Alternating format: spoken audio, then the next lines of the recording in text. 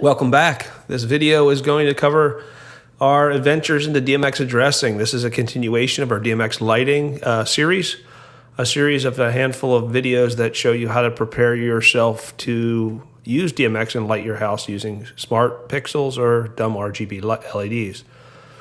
This particular video is for the addressing of the DMX, and I drew this slide up the last minute. We're going to start out here to explain the higher level view of how it fits into everything. So I thought an orientation into that, and then we'll dive into some of the deeper stuff. So there's a couple terms in here. There's channels and there's universes. The universe represents a network of addresses, okay? An address is a channel, and a channel is assigned to it a pixel's LED. So in the world of pixels, since we have a red, green, and a blue LED at each pixel, every pixel needs 3 channels to control it. One to tell it how much to turn on or off the red, one to tell it how to turn on and off the green, and one to tell it how to turn off and on the blue. So when we refer to DMX, we first actually give our DMX network, and this is not the entire network, but a particular network, a universe number. So if universes have numbers, you start at 1, you work your way up. I'm not even sure what the top number is. Every universe that you use uses 512, has 512 addressable channels. So think of it this way. If I'm going to hang, remember each pixel uses 3. If I'm going to put 200 pixels, let's say 100 pixels on a controller and assign it a universe, 100 pixels requires 300 channels. 300 channels can fit in one universe. So I could have a single universe on that controller, and that controller can then assign addresses for each channel for each LED. But if I was putting, let's say, 200 pixels on physically connecting them to my controller, I can't address 200 pixels with one universe because each pixel requiring 3 channels, that would be 600 channels I need, and one universe only has 512. So I would have to go from, let's say you started with universe 1, like down here, get the first 512, and then add the remainder onto another universe in the first couple channels on this one to get my total of 600. So we do number universes. You can start with universe 1, 2, and 3 and work your way up. In my case, I skip some, and I'll show you those in a little while. And each one has 512 channels. Now, we know in the world of pixels and RGB that we need 3 per light. So 3 doesn't go evenly into this. It actually has 2 left over. If you do the math this way, 510 divided by 3 is exactly 170 pixels. So you can do 170 pixels per universe, but you'll have 2 left over. Now, lighting controllers know this. They know not to use the last 2, so they go up to 510, then they repeat. In the case of my controllers, they do this, and I just got to tell them what the starting universe is. So we have universe numbers and channels, and all you really have to know about this is universe 1 in your entire light display or your entire theater setup will only exist in one place. There's no 2 universes. You can't put a universe on this controller, another universe 1 on this controller, another universe 1. Universe 1 only exists from the respect of the computer program controlling them once. So here down the bottom, you can kind of see my computer, and it would be running some sort of software program. Let's say it's running Lightorama, which is what I'm going to show you later on. So it's running this software program. That software program can be told that universe 1, 2, and 3 is on controller 192.168.1.200, and it'll talk over the Ethernet network to, whenever it has commands to send to those universes and those channels, it'll send to this one. Then it can be told that universe 20, 21, and 22 are on this one. And the numbers I picked are arbitrary. You can pick whatever you like, as long as universe 1 only exists in one place with respect to this Lightorama software. Could I have another computer on the network talking to other controllers and they reuse universe 1? Yes, you could have this thing entirely set up again a second time, two different controllers, two different IPs, a different computer, and you could reuse Universe 1 and 2 and 3. But most people who do lighting in their homes or theater, they have one controlling computer, and you're going to have your controllers all numbered, and you're going to use Universes and make sure they're individual, and use them based on how many lights you're going to have. So to change this a little bit, what I have, and I'm going to give you the example. Let me pull up my trees real quick. That's not it. That is my audio. Let's go and jump into, let's just wiggle through the beginning. These trees right here. These trees have 8 strips of, or reels of pixels. But there's not 8 on each controller output. This controller down here has 8 outputs, but I'm only using 4. So it actually has one output number 1, and it goes to one strip that daisy chains into a second. So 2 strips on an output. Each strip has 150 pixels, and that's 300 per output. So hopefully that makes a little bit of sense. Let's jump back to this. So when you look at mine, I actually have Universe 1 on one of my outputs on my controller, and it has 300 pixels, and 300 pixels requires 900 channels. Okay? So to do that, to get 300 pixels and 900 channels, I actually have Universe 1 and 2 on this output. So this Universe gives me 170. This Universe gives me 170 more. And between the pixels, that is, let's actually put this as 510 channels. 510 channels, because we don't use those last two. So Universe 1 on this output, let's say this is SPI 1.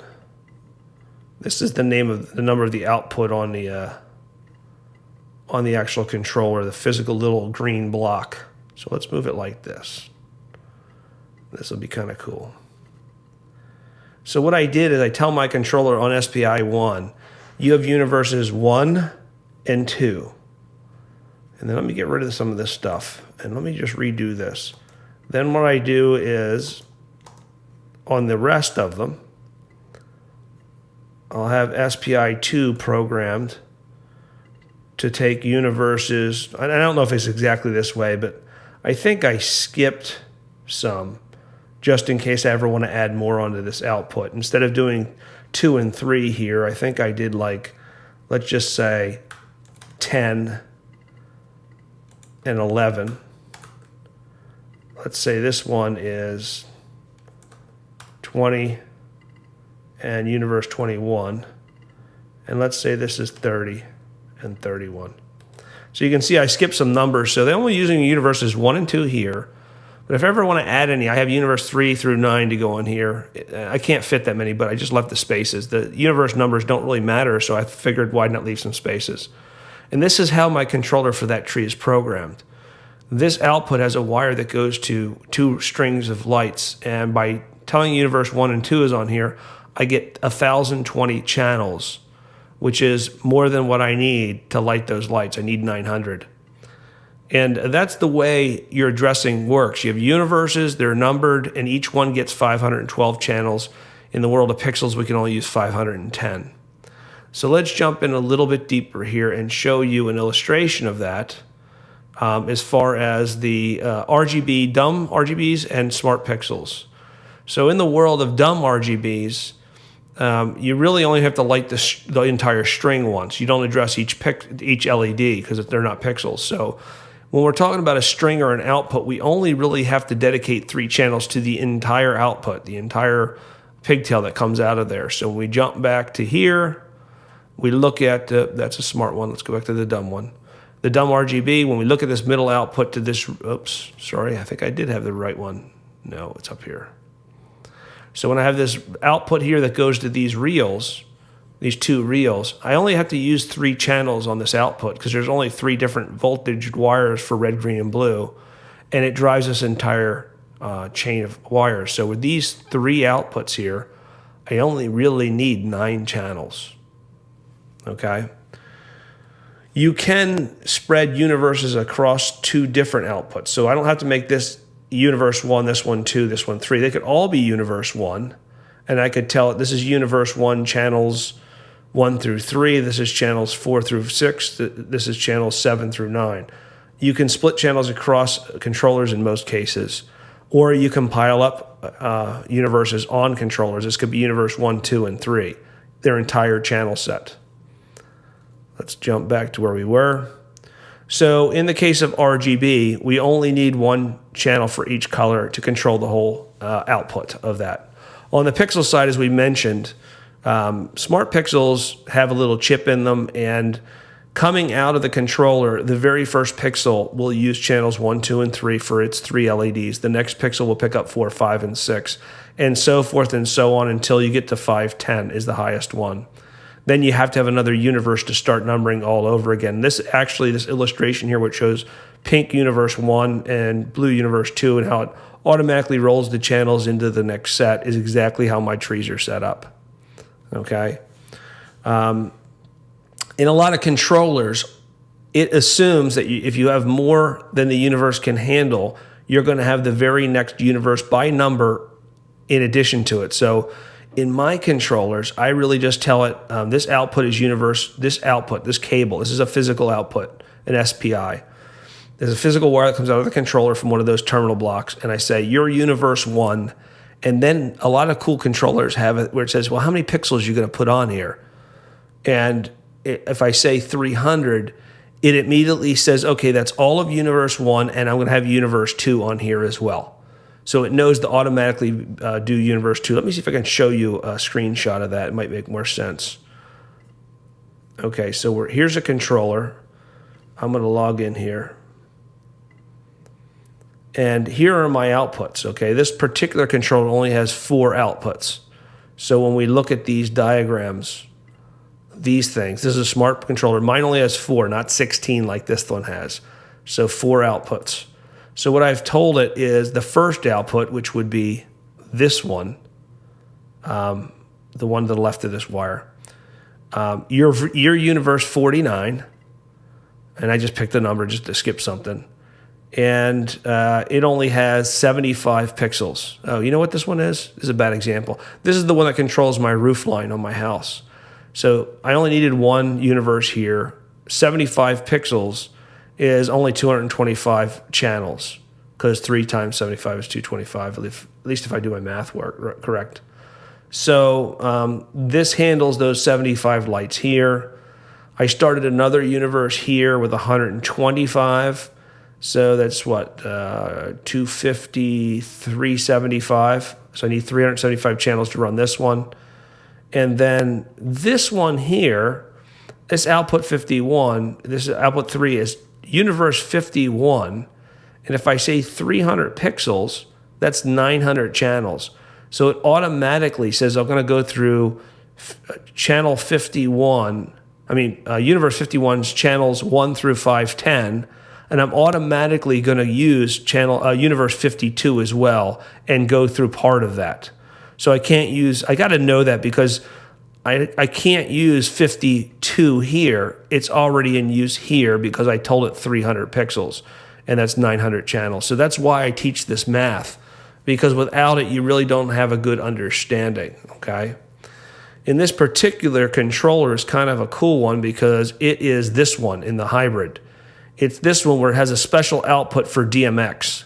So this is sending DMX controls out to a dumb controller. And I only use 1 universe. This becomes 1 universe, and I can send all my commands out here. In this case, this is universe 99 for me, and you can see that down here. It says there's a special output configuration for a special port called an RS485. And I can tell it it's enabled and what universe that should be. So in my software, I know when I want to program my floodlights, which are on the dumb controller, I program them using DMX universe 99. And what that does is it sends the entire 99 universe, all 512 channels down to this controller, which is enough to run everything on the controller.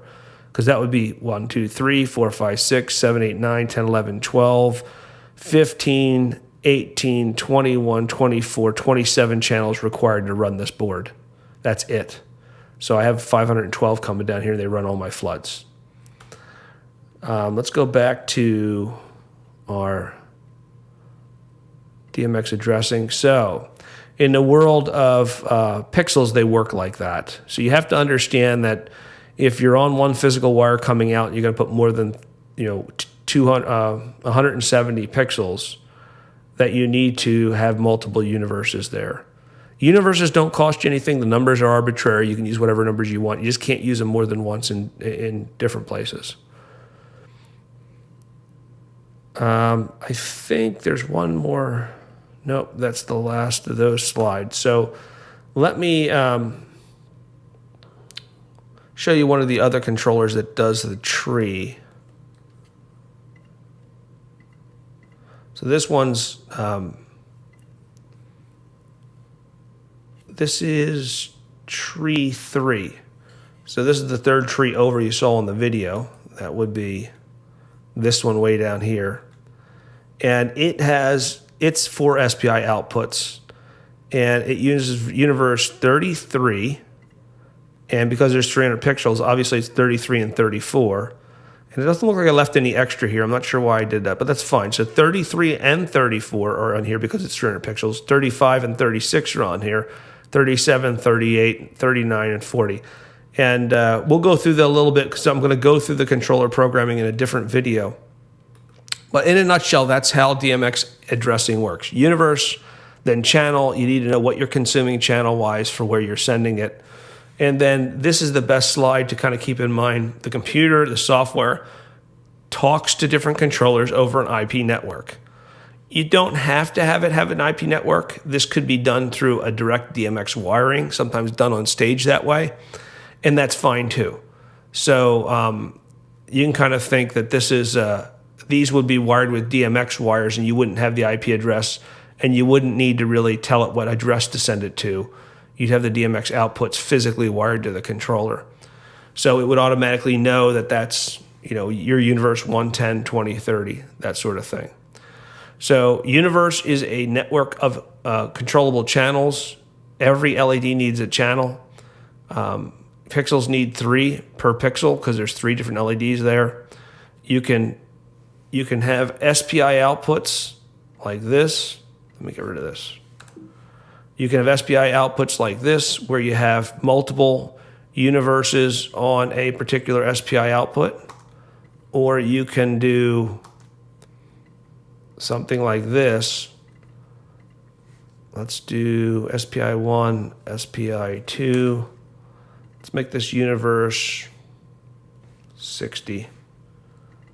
Universe 60.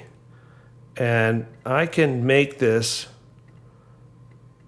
let's say, 100 channels to handle 300. Let's make it actually 99. Well, actually, say we're going to handle 100 pixels now. Let's say you're going to handle 50 pixels. So I can say 150 channels here. So it's channel 1 to 150. And then I could make this, let's say 1 to 150. And I can make this channels 151 to whatever you want, to 510 if I want. And the reason I show you this illustration last is just to show you the options. You can have each one be its own channel, like this. An output. Oh, I didn't renumber these. Didn't notice that. Sorry about that. You can have an SPI have an output, and it's one universe, one output. You can have an SPI have 2 universes or more universes on the same output, and they're just assumed they go into the next one. Or you can have a universe cross over multiple outputs on the same controller. Remember that when we talk about these SPIs, we're referring to these little blocks on the motherboard here of the controller. So I hope you enjoyed this. I hope you understand DMX addressing. It's really important when you want to assign the proper number of pixels or RGB lights on your display. so that you get the right effect. If you fail to do that and you overlap the addresses or you under address them, what'll happen is you'll either get lights that don't light on the end, or you will get where there's more data on the wire than should be, and you'll get some really weird effects. So in the next video, we're going to go through, it's pretty short, it's configuring a controller, and then in the final video, it is my display software, Lightorama. So thanks for watching. We'll see you in the next video.